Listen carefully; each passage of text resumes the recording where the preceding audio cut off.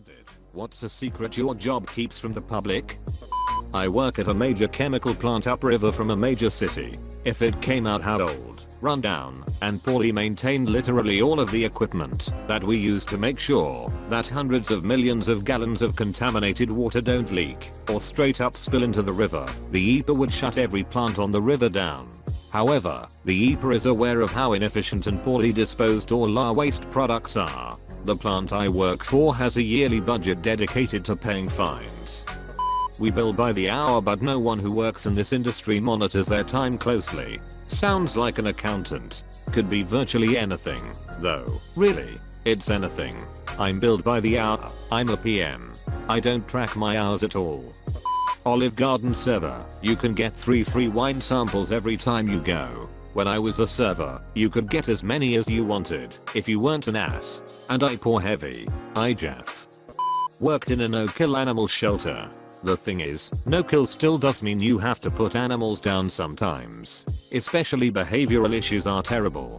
When is a dog too dangerous? Can you rehome a pit bull with a bite history? What if they get too dangerous for staff to handle? Especially when it gets out that we had to put a specific animal down and all those Facebook warriors start rioting and calling you names. It's not like we make those decisions for fun. At the hospital they have secret employees, I'm one, who walk around to make sure doctors and nurses sanitize their hands before entering and exiting a patient's room. You'd be surprised how many don't follow protocol and end up getting written up in a day.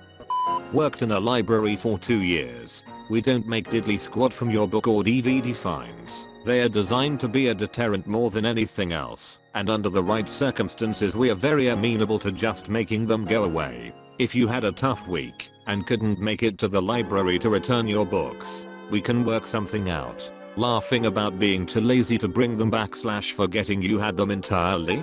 Yeah, those fines aren't going anywhere. That being said, libraries don't like to penalize people who can't pay their fines. If your kid has so many fines that the computer locks him out so he can't do his homework, we are usually more than happy to help you get logged on for the day.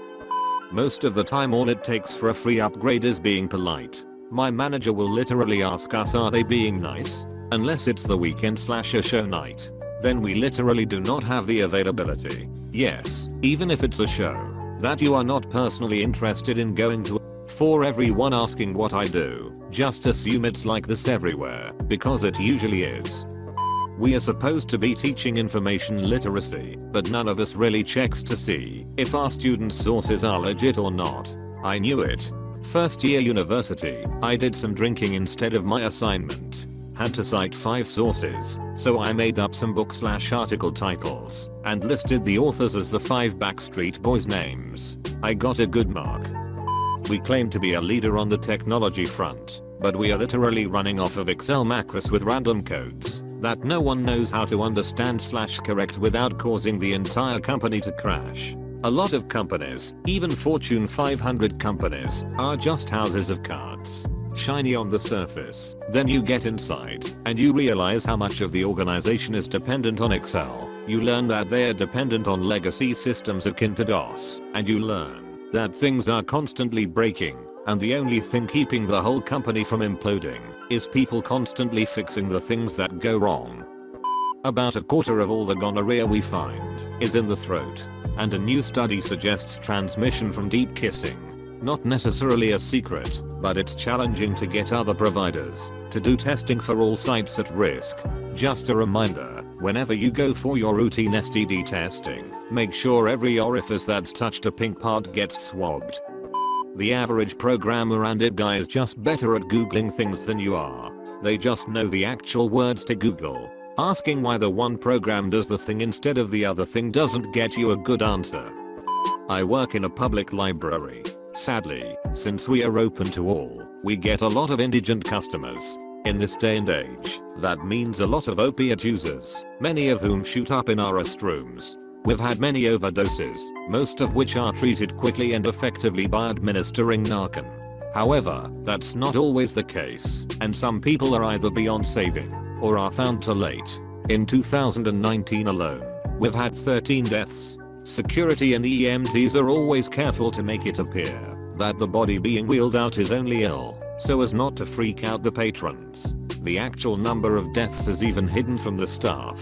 I'm friends with a few of the folks in security, which is how I know about it.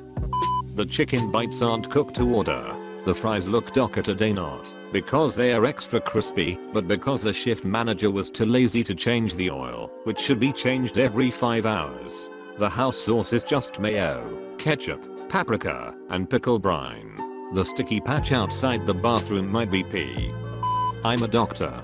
It's not the vaccines that cause autism. We soak the needles in non-essential oils that causes the tism.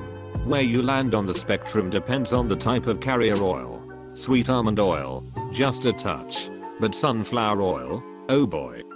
All of our videos are made by the same people, in the same building, and we just change the text/logo. All of the interviews are scripted too. They literally feed the lines to the subjects. Because they don't want to pay us a fair wage, or give us benefits, we also don't have to sign anything meaning no NDA. Dodo/Thrillist/now this. Edit. Wow, I literally just got fired. It's not because of this post, I just think the timing is hilarious. I work at a water purification plant. We constantly alter the results and pump back the water to the public. I'm planning to leave soon and expose the whole thing. Anonymously of course. Should look into federal whistleblower programs. Frequently you can go through a lawyer, collect a reward, and never have to reveal who you are. Our secret sauce is just Thousand Island dressing. It always is. I'm a nanny, so there are so many secrets kept from me, so they aren't leaked to the public. For instance, on my second day of a new job, I worked for a nice, high-profile family. I picked them up from their prestigious preschool and the oldest, 5-year-old, said, "Daddy has a big bump on his penis that he had to get poked at the doctor." I had to look old daddy-o, aka my boss, in the eyes that evening knowing he had a pimple penis. Not serious matters that would drive the country into mass hysteria, just stuff like how much beer the parents drink, the fighting, and the details regarding genitalia. Gotta love kids. They relay so much TMI it's not even funny. Municipal worker, we do actually work hard and care about the city, and it's hard on us when people stop/call to yell at us without getting all the facts and we know we can't really defend ourselves. Most of the time you are reaming out a laborer who has no control over your taxes or which street is getting paved. Even after explaining it to a coworker of mine, she still couldn't quite grasp how you could have 3 to 4 guys prepare something, then stand around for 20 to 30 minutes while you're waiting on your scheduled concrete truck. Well, why do you need 3 to 4 guys there, then? Concrete sets up fairly quickly, so you need enough manpower right then and there to get it poured properly. It might be 20 minutes of grueling work and 40 minutes of downtime while you're waiting on the next truck. After working that job, I now reserve judgment unless I know for a fact how that industry works. Volunteer paramedic, when we find an old person who clearly has been with no pulse for hours, we close the doors, shut relatives out, and pretend to do something to avoid useless legal action. I need a little more info here. I'm just a bit confused. So an example would be kids, adults, come to visit grandma, find that she's not breathing, calls 911, you show up, and she's been dead for 6 hours. So you take said body back to the hospital and say nothing to avoid legal action? What legal actions are you avoiding? Probably the lawsuits claiming that grandma would be alive if they had done more, even though she had been dead for 6 hours. I mean, they won't win, but you know they will try anyway. The longer I'm in engineering, the more I know that we don't get the design right so much as we just go with the best we have the moment we run out of time or budget. Your package gets thrown 5 to 20 feet more than 5 times in its journey to you. A lot more the further it has to be shipped. If it doesn't say fragile, it's getting chucked. You don't eat the fragile stuff? Depends on if whomever is handling the package cares or not. I always walk the fragile stuff over to its bin, but stuff always gets thrown on top of it. Receptionist, calling to reschedule you due to schedule constraints, or because the doctor is suddenly traveling, usually just means they decided to take the day off on a whim and now we need to clear off the schedule. TBH, I'm okay with that, because doctors have lives too. I'm not a doctor, I don't even work in healthcare. I can call in sick at my job, or decide to take a day off and someone else can cover, or I can work off my phone for urgent stuff. The ice cream machine isn't broken, it just needs cleaning, which takes a long time. Back worker here. Laid us like a damn